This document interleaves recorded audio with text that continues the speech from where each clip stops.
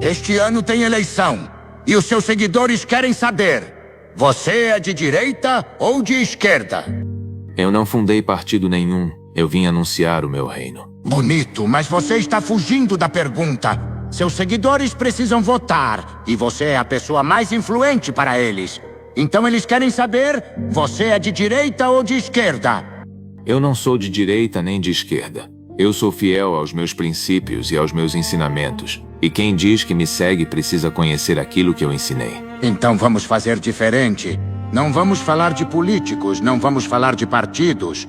Vamos confrontar as ideologias com os seus princípios. Então confronte, mas confronte com a minha palavra. Primeiro ponto. A direita defende a família tradicional. A esquerda defende outras formas de família, inclusive a união homoafetiva. E você, Jesus? Eu defendo o princípio da família estabelecido desde a criação. No Evangelho de Mateus, capítulo 19, versículo 5, eu mesmo disse que, por isso, o homem deixará pai e mãe e se unirá à sua mulher, e os dois serão uma só carne. Então, nesse ponto, um lado está mais próximo do seu ensinamento do que o outro. Quem me segue precisa comparar aquilo que defende com aquilo que eu ensinei. Vamos aprofundar. A esquerda defende a normalização da homossexualidade. A direita tende a defender uma visão mais tradicional da sexualidade. O que a sua palavra ensina? A minha palavra estabelece limites para a sexualidade humana. No livro de Levítico, capítulo 18, versículo 22, na carta aos Romanos, capítulo 1, versículos 26 e 27, e na primeira carta aos Coríntios, capítulo 6, versículos 18 a 20, esse princípio está firmado. O cristão não pode escolher quais ensinamentos aceita só porque a sociedade mudou. Vamos para outro. A esquerda defende maior liberdade e flexibilização em relação às drogas. A direita tende a defender proibição, combate e maior restrição. Qual é o seu princípio? A minha palavra ensina domínio próprio. Na carta aos Gálatas, capítulo 5, versículos 22 e 23, e na primeira carta aos Coríntios, capítulo 6, versículos 19 e 20, está esse princípio. O corpo não deve ser escravizado pelos desejos e pelos vícios. Isso é conveniente. Você pode transformar qualquer princípio em vantagem para um lado. Não transforme princípio em disputa de pontos. Um lado pode estar mais próximo de um princípio bíblico numa questão e ainda estar errado em muitas outras. Agora vamos falar de criminosos. Um lado costuma defender penas e punições mais duras. O outro enfatiza mais ressocialização e políticas de redução do encarceramento. Qual é o seu princípio? Na carta aos Romanos, capítulo 13, versículos 3 e 4, está escrito que a autoridade recebeu responsabilidade para combater o mal e que ela não traz a espada sem motivo. Então você defende prender todo mundo? Não. Justiça não é vingança, mas misericórdia também não significa chamar o mal de bem. O criminoso precisa responder pelo que fez, e a vítima também precisa ser lembrada. Quem diria que princípio bíblico ia parecer tão duro? Quem diz que me segue precisa observar qual posição está mais próxima do princípio bíblico, mesmo quando o princípio incomoda. Agora você vai perder. A esquerda diz que defende os pobres, e você mandou cuidar dos pobres. Cuidar do pobre não é propriedade de nenhuma ideologia. É um princípio da minha palavra. Mas ajudar financeiramente através do Estado não é exatamente isso? Cuidar não significa apenas dar. No livro de Provérbios, capítulo 19, versículo 17, e no Evangelho de Mateus, capítulo 25, versículos 35 a 40, isso aparece como alimentar, proteger, ensinar, dar oportunidade, corrigir, ajudar a pessoa a trabalhar e a se restaurar. Então aqui eu não consigo dar a vitória para nenhum lado? Porque cuidar dos necessitados não pertence à esquerda nem à direita. Pertence à responsabilidade humana diante de Deus. Mas existe uma pergunta difícil. Se devemos ajudar o pobre, devemos simplesmente sustentar alguém indefinidamente?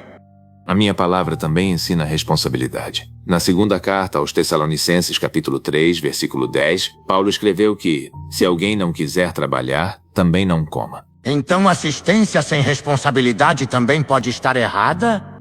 Qualquer política pode produzir consequências boas ou ruins. Por isso o cristão precisa pensar, não apenas repetir slogan de nenhum lado. Você está falando de política demais. Mas você mesmo disse que o seu reino não é deste mundo. Então por que seus seguidores deveriam se preocupar com política? porque eles vivem neste mundo. No Evangelho de João, capítulo 18, versículo 36, eu disse que o meu reino não é deste mundo, mas eles não devem transformar a política em religião. O meu reino não pertence a partido algum. Então ninguém deveria colocar político no lugar de Deus? Nunca. Agora chegou a minha vez de usar a Bíblia contra você. Em Eclesiastes capítulo 10, versículo 2, está escrito que o coração do sábio está à sua mão direita, mas o coração do tolo está à sua esquerda. Então Deus já estava falando dos partidos de direita e esquerda? Não. Você está tentando transformar uma passagem sobre sabedoria e tolice numa previsão da política moderna. Então eu não posso usar esse versículo para dizer que a esquerda é dos tolos? Não, se você estiver respeitando o contexto da escritura. Essa era uma boa manchete. Uma manchete não substitui a verdade. Então me diga uma coisa. Seus seguidores devem simplesmente votar na direita? Eu não mandei ninguém seguir partido. Eu mandei seguir a verdade. Então como eles devem escolher? Examinando os princípios, os valores, as propostas, as atitudes e principalmente aquilo que cada lado realmente defende. Você diz que é meu seguidor? Então não escolha simplesmente uma bandeira. Pergunte, esse partido defende aquilo que a palavra de Deus ensina? Esse candidato respeita princípios que eu ensinei? Aquilo que ele promete está de acordo com a verdade? Ou ele defende valores que contradizem aquilo que você diz acreditar? Então você está dizendo que o eleitor precisa investigar antes de votar? Sim, não vote apenas porque alguém colocou o meu nome num discurso. Conheça aquilo que essa pessoa realmente defende. Mas você mesmo disse que quem não é comigo é contra mim. Então quem não concorda com seus princípios está contra você. No Evangelho de Mateus, capítulo 12, versículo 30, eu disse isso mesmo. Quem conscientemente rejeita a verdade não pode dizer que está caminhando na verdade. E também disse que quem não ajunta comigo espalha. No Evangelho de Lucas, capítulo 11, versículo 23, exatamente. Eu ensinei o mesmo princípio mais de uma vez. Então não existe meio termo. Quando se trata de verdade e pecado, não transforme decisão em virtude. Vocês precisam discernir. Então o cristão precisa tomar posição? Precisa tomar posição pela verdade, não simplesmente por uma sigla. Então vamos resumir. Em vários pontos apresentados aqui, uma posição política pode parecer mais próxima de princípios bíblicos. Em outros pontos, a situação pode ser diferente. Então qual é a resposta? A resposta é: não coloque a sua fé num partido. Coloque a sua fé em Deus. E depois examine cada partido, cada candidato e cada proposta à luz dos princípios que você diz seguir. Mas os políticos que defendem esses princípios também pecam. Todos pecam.